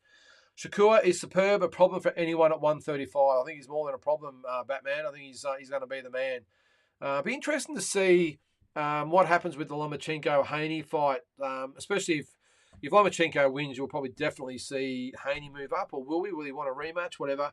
I would love to see Shakur and Lomachenko. I'd love to see Shakur and George. I mean, some really good fights there for Shakur. So depends on who moves up, who comes down. I know is it the Garcia and Davis fights at 136, so maybe Tank will come back and stay at lightweight. How good would Shakur and Tank Davis be? Holy shit, that'd be a ripper. So many big fights that might happen. If Haney wins and moves up, that's when I think you're going to see a lot of action. So we'll see what happens there. So speaking of Haney and Lomachenko, as I said, May 29th is when they want to put a show on, but what's that, 7 weeks away, 8 weeks away? And nothing yet. Frank Warren did come out in the last couple of days and say they've got to make a decision really soon. And to me, that meant that they're going to move on. And I know we all love Tyson Fury, but I just get the impression he's been the fly in the ointment and has caused his fight not to happen. So who does he fight? I know he's got Andy Garcia. Andy Ruiz, as they're talking about maybe for him fighting, and I think maybe that's the fight he sort of wants, because you've got to remember Andy Ruiz, of course, beat AJ. Tyson Fury, I think, would love to beat Ruiz, to say that he beat Ruiz as well, and just to get another one over AJ. Whatever, there's all these mind games, but I don't think Fury Usyk is going to happen at the end of April. I think there's way too much to happen in the meantime. And Usyk will have to take a pay cut too. Because you've got to remember too, he'd made the deal with the Saudis from his end to sign the contract with them. Fury hadn't, and that's why the fight's looking like it's not going to happen. And if it does happen, it's going to be in the UK. So I think Fury's done that intentionally, and I think you will see Fury fight Andy Ruiz next, but we'll see. Benny says we're crazy to ride off Loma in that one, but Loma ain't someone to overlook. No, he's not. Look, I really think he's a great chance to win. The only thing I'm a bit worried about, Benny, is that you see them both together. I know it doesn't come into its only size, but he looks so much smaller. And I just think Haney with that style, I'm not sure whether he's going to be the type of style that Loma likes, who sort of comes at him and he can, they call him the Matrix, of course, pick him off and do his angles and stuff. I think Haney's going to try and make Loma come to him. I just don't think Loma's as effective coming forward as he is when he has someone coming at him and he can do his own thing. So we'll see. But I'm with you, mate. Cannot write Lomachenko off. Especially, I know a lot of people did after his last fight, but I think he's got plenty left in the tank. Team Batman Boxing says even guys on the outside like Frank Martin, Williams, Peter, Pitbull Cruz, so many good fights will make it 135. Hopefully they get made. Well, hopefully they do, mate. And that's probably one thing I've got against having unified champions is that, and we're seeing it at the moment with Jamal Charlo, and even to some extent Errol Spence and Jamal Charlo at WBC. The belts just get held up, and that's the one thing I'm looking at with having the undisputed lightweight title. Maybe it could be a good thing if whoever wins, so Haney might win and move up, or Lomachenko might win and move down. Who knows? I doubt Lomachenko will probably move down, but I think if maybe the vacant belts were there, it might unlock a lot of good fights. So we'll see. But some great fighters there, mate, and I like all those fighters. Probably more so Frank Martin than Zepeda. I think Pitbull Cruz, he's a good fighter, he's tough, but I'm not quite sure he's right at that upper echelon. Just me. Hughes is an Eddie Hearn fighter. Been on a lot of matchroom cards. Could possibly be in Australia if Eddie doesn't screw it up. Yeah, well that's another thing, isn't it, mate? Because I think is George a free agent at the moment, or is he? I think he's still with Lou DiBella, but I don't think Lou DiBella really puts on the big shows anymore. He tends to outsource his fighters, which he's done with George, of course. So maybe that could happen. I don't think. And quite rightly so. I don't think George will want to go to the UK. I don't think he should have to. He's probably he is the A side. So even though he's fighting a POM, and Eddie Hearn's obviously a POM, I don't really think it should be in the UK. Could be a great fight for a matchroom show in Australia, or worst case in the States on a matchroom card. But we'll see. Ghetto Matt, what do you got there, mate? Tszyu versus Josh Taylor agreed to fight in June. I did see that, Matt, and that is another ripper fight as well. I got asked last week some of the fights I'm looking forward to. If that comes off in June, that will be massive. That's a great fight. I think my opinion is that if the lightweight or pre-George Kambosos Tszyu turns up, I think he wins that fight. If the Tszyu turned up against George, or his two fights since turns up, I think Josh Taylor wins. So I think the only thing with Tszyu at the moment, it looks like he's sort of doubting himself, and he has sort of said that publicly, and even in the ring he said it after his last fight. So yeah, I think based on current form, we'd have to go with Taylor. But if Tszyu turns up that we used to know, I think he's definitely a chance to win that fight. Batman says at one time would have favoured Loma, but timing is everything in boxing. Still Loma is definitely live in the fight. Yeah, I'm with you, mate. Look, I think I'll back Haney to win, but I think Lomachenko every chance to rewind the clock and get that as well. But I just think Haney just a bit big for him, and the style wise, I just don't think it works well for Loma. But we'll see. The fight's getting made. That's the main thing. Big fights need to happen, and this is one of them. Benny, yes, Loma wouldn't lose if he was still 57 or 59, but the dollar is at 135. Yeah, it is. So at 135, Lomachenko is obviously not a 135 fighter. He obviously went there for the big fights, but he's a 130 fighter, I think. Or even 126, but 130 I think is his best weight. So who knows? But yeah, I think just the weight and the size and your right timing. I just think Haney wins that fight. And Team Batman Boxing favours Josh Taylor against Teofimo Lopez. Yep. DeBella fighters are network free agents. Okay, thanks for clarifying that, mate. All right, yep. So all Lou DeBella fighters are allowed to work on any network they choose. That's good, and it's probably a good thing from him. Good work ethic for him. He's like, well, I don't have to do all the work. I'll let someone else do it. He gets paid a commission. So why do it? Why put the show on yourself? A lot of risk involved. So let someone else take the risk and do all the work, and you still get paid. Not bad at all. Jules said, any inside source on potential announcement with Stevie Spark? No, Jules, he's gone very quiet. I don't know what's happening there. I'm sure, having said that, tomorrow there'll be a big announcement about him, but hasn't really been much said about Stevie Spark. I would have thought, there's obviously been an announcement about the protest, I would assume, because I haven't seen anything about it, but I'm assuming something's been settled. If someone out there can let me know. I would think it would be thrown out, though, and the win stands against Montana Love. But I would have thought a rematch would have been on the cards. So, but to answer your question, mate, no, I don't know what's happening there. So I'll keep a lookout for that one. One fight that is set, of course, is Canelo and John Ryder, May 6th in Guadalajara, Mexico, at Jalisco Stadium. I think easy work for Canelo. Good pay there. Apparently, he's going to be 55 to 60,000 people there. Excuse me. So he's only getting paid 20 million though. He normally gets paid 40 million. Apparently, does Canelo. So he's taking a pay cut to fight in Mexico, which is really surprising. But apparently, he's worth a couple of $100 million. So look, what's 20 million between friends? But yeah, it does surprise me that he would accept that, especially when there's going to be so many people in Mexico. Probably they're only going to be $25, $30 tickets, I suppose. But yeah, so that looks like it's unofficially signed, but any old day that'll be confirmed. Batman says Teofimo has been off mentally ever since he beat Loma. Yeah, I agree, mate.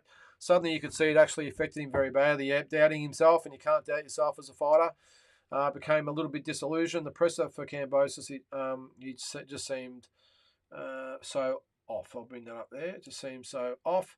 Doesn't seem right even now. Sad to say, but that's how it seems. So yeah, I'm with you, mate. That's how it goes. That's how it goes sometimes. And that doubt creeps in. Well, there's only one person that can fix that, and that's the fighter. So let's hope not, because he's such a talent. I think what he needs to do, and I don't think he will, is get rid of his dad. I don't like dads that train their sons. I really don't. I don't think it ever ends well. I think they tell the fighter or their sons the way they want to hear it instead of the way it is, in my opinion. And I just don't think it's ended in well in any situation. So that would be my advice to him, is get all that team out and start with a whole new team, start afresh, including mindset, and let's go again. But his dad, who continues to pump him up, continues to embarrass him, continues to get him into these situations where there's confrontation and conflict and all the rest of it. So I just don't think any good comes of it. And the strange thing is, I've actually met his dad. Tszyu and I were in Vegas and met him. He was actually a very quiet sort of guy, very humble. Didn't really say a lot. I mean, we just introduced ourselves, but he was very sort of down key and inconspicuous. A lot of people wanting photos and all that sort of stuff, and very down to earth. But as soon as you get a camera or a microphone in front of his face, well, he just changes. So we'll see. Jules heard him say Love doesn't actually want the rematch. Okay. This is Stevie Spark we're talking about. Posted something about biggest fight of his career coming up. Okay, I didn't see that. I must have missed that, Jules. I normally keep track of all that sort of stuff, but who knows? Maybe it's a world title fight. Maybe, who knows? I'm just looking at the super lightweights. There is a vacant title. Where's he ranked? Let's have a look. He's ranked number 8 in the IBF. He's ranked number 11 in the WBA, and not ranked. Oh, no, he's in the WBC number 11. So, who knows? Maybe there's a voluntary defence coming his way. But if it's a bigger fight than Montana Love, well, it's got to be one of those guys, doesn't it? So, we'll see. Team Batman, Canelo should and needs to wash Ryder. And I think Ryder's got the ideal style for that, I reckon, Batman. I just think he's got good technique, but not a good enough technique to keep Canelo off him. I think if Canelo tries to make a statement and goes after Ryder, I think he can stop him. So I think he needs to do it. But geez, what happens if he struggles with Ryder? a lot of questions need to be asked. Any news of Shanika Johnson versus Ali Scottney fight? Thought they were supposed to fight by now. I did hear that, Big J, but no. There's been nothing from what I've seen about that fight being confirmed. So I know there's a lot of talk about it, but nothing for me, mate. And you would think, look, that was a bad cut on her head. When was that? October. So it's been sort of 4 to 5 months since. She's obviously she's training up there in Queensland at the moment. So it looks like the cut's healed. But yeah, I don't know, mate. I don't know. Tickets will be dirt cheap. You'd think so, Matt, wouldn't you, for the Mexican show? They'll want a packed out stadium, so they would be cheap. They'd be probably $30 or $40, I probably think. He's doing that fight there as a good Samaritan. Don't think fighters of that magnitude do things to be good Samaritans, Matt. They do things for money.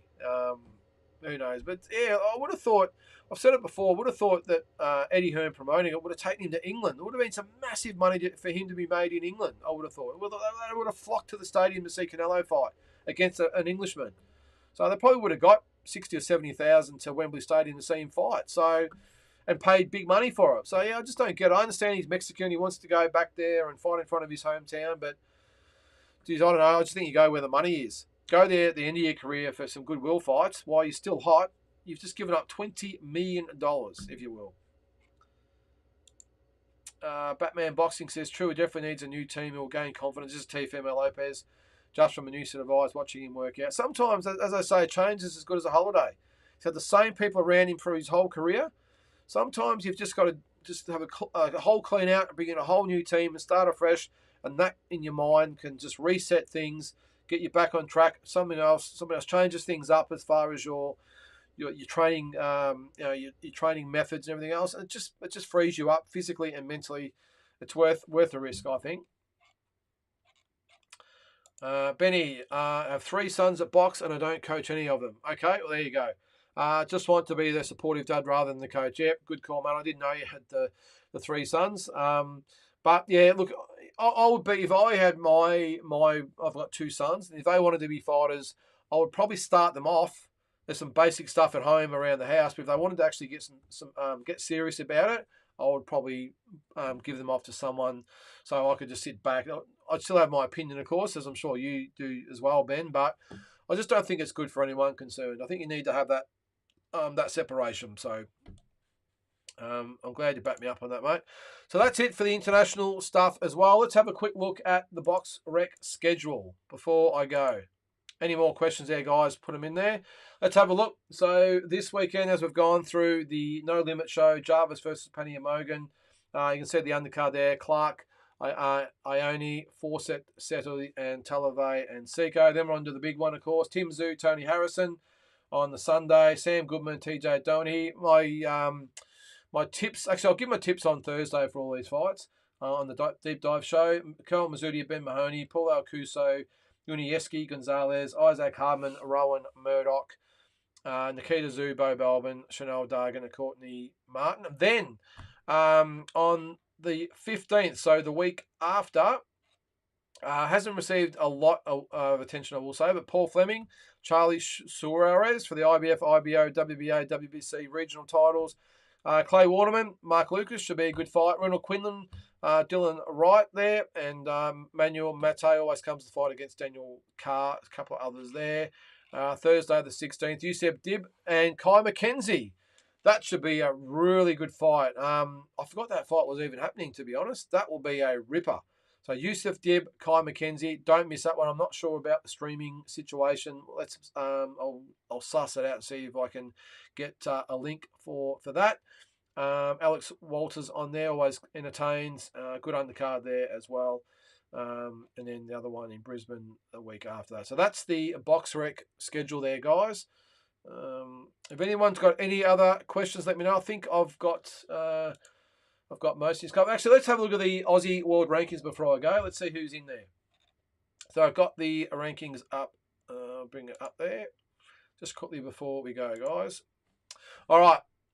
So in the heavyweights, what did we? I think we had was Dempsey. Yep, there he is. Dempsey McKean, number 11 by the IBF, not ranked by the other sanctioning bodies. Lucas Brown there, ranked number What is it? Number 10 with the WBA, and looks like they're the only world-ranked Aussies there. So we'll move on. At cruiserweight, of course, we've got the IBF World Champion Jai Opataya.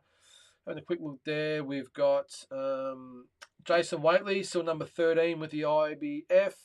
We'll go down the screen there. If I'm missing someone, guys, let me know. So, yeah, there's Jason Waitley. I think that's it for that. So, Jai Opataya, the champion. Jason Waitley, number 13. I'll just go through that there. Light heavyweight. So, it looks like with the WBC, no one there. Connor Wallace at number 10, although he's still in the Irish basket, in case anyone wants to bring it up. But he's based in Australia. Who else we got? Connor Wallace, again, number 11 with the is that the IBF? Yep. And that's it there. Who we got? And that's it in the light heavies. Let's go to super middleweight. I don't think there's anyone in there. We'll go through them anyway. Doesn't look there's any Aussies ranked in the super middleweight, so no big fights coming the way there. Middleweights, we certainly got some action happening there. So we've got Michael Zarafa. He's ranked 15 by the WBC. He's ranked number 1 by the WBA, number 2 by the IBF, and looks like he's ranked number 6 with the WBO. So I don't think there's anyone else that's there. Andrei Mikhailovich, the Kiwi, who's based in Australia. I think he's based in Australia. He's ranked number 10 with the WBO. Him and Zarafa would be a pretty good fight, I reckon. Or Hardman, that was supposed to happen.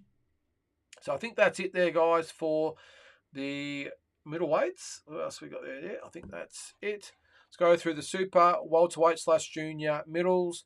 We have, of course, Tim Tszyu's ranked number 1 with the WBO. He's been taken out of the organisations with everyone else there. Dennis Hogan, the Irish Australian, at number 11. Cole Mazzutia, number 13, as we said earlier in the show, with the WBA. And I think that is it for the Aussies there. So we'll move on quickly. Welterweight. I don't think we've got anyone there, have we? Having a quick look. No, I don't think anyone is there. We'll move on to super lightweights. Definitely someone ranked there. We have Liam Parra at number 3 with the WBO. He's also ranked 5 with the with the IBF. Stevie Spark is ranked. Oh, actually, we'll go through. See if Liam Parra is there. No, he's not. So Stevie Spark 11 with the WBC. He's also ranked number 8 with the with the IBF. So. Great fight down the track if we get it. Is Liam Parra, Stevie Spark, but we'll see what happens there. Lightweight, of course, we've got George Cambos. I think there might have been, was there another Aussie in there? So George is ranked 13 with the WBO. He's ranked 7 with the IBF, 12 with the WBA, and 6 with the WBC. And I think that's it for the Aussies at lightweight, unless I'm mistaken. Yes, I think that is about it. Let's go to super featherweight. I don't think we've got anyone there. Oh, yeah, Paul Fleming at number 11 with the WBA. Number 13 with the IBF. And I think that's it for... Now, the guys, he's fighting number 8, Charlie Suez. Okay, so fighting for a high ranking there. So that's it for the Aussies there. And the featherweights... who have we got there? So we've got, so it doesn't look like any Aussies in there, or is there? Nope, no one there. We'll race through these guys. Super bantamweight. Big fight 2 announced. You see that? Inouye and Steve Fulton are going to fight in July, or June or July, I think it is. So that will be awesome. See Sam Goodman, 6 with the WBO, 7 with the IBF. Not ranked with the other 2. I think that's it for the Aussies there as we move on. Yes, bantamweight. Jason Maloney, 1 with the WBO, 3 with the IBF. Not ranked in the WBA, which is just ridiculous. And I think he's pulled out, wasn't he? He was ranked number 1 or 2 with the WBC. So obviously they know something we don't. He's fighting for a world title. They've pulled him out. But Jason Maloney is our man there. Should be fighting for the WBO title pretty soon. Super flyweight, brother Andrew, of course, number 2 with the IBF, number 5 with the number 2 with the WBO, 5 with the IBF. not ranked with the WBA. That's unusual. And number 1 with the WBC. So I think that's about it there, guys. I'll just leave it at that anyway. I think that's it. BJ, a couple of questions before I go.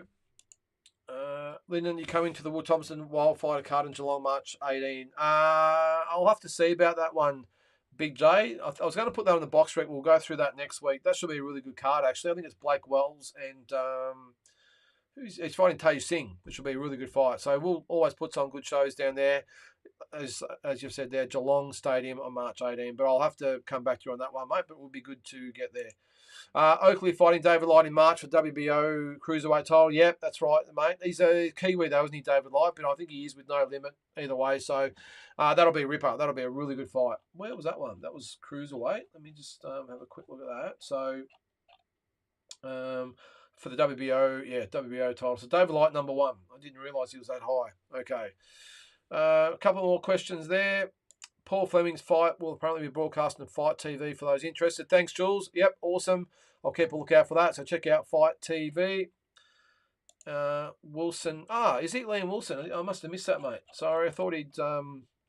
where are we? Super Feather? Yep.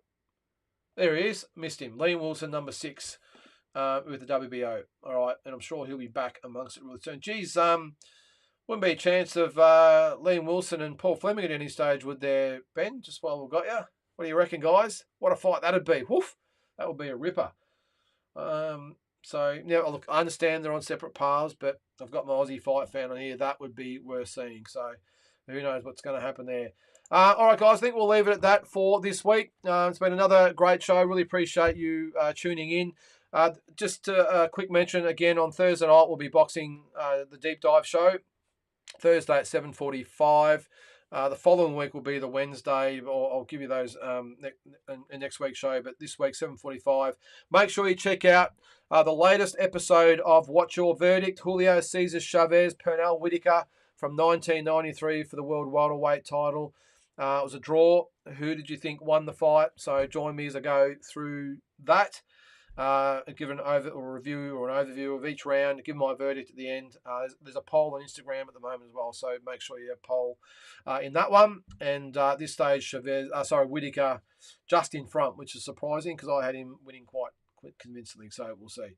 All right, guys, that's it for tonight's episode. Again, appreciate you joining in, and hopefully we'll see you Thursday night at 7:45. See you then.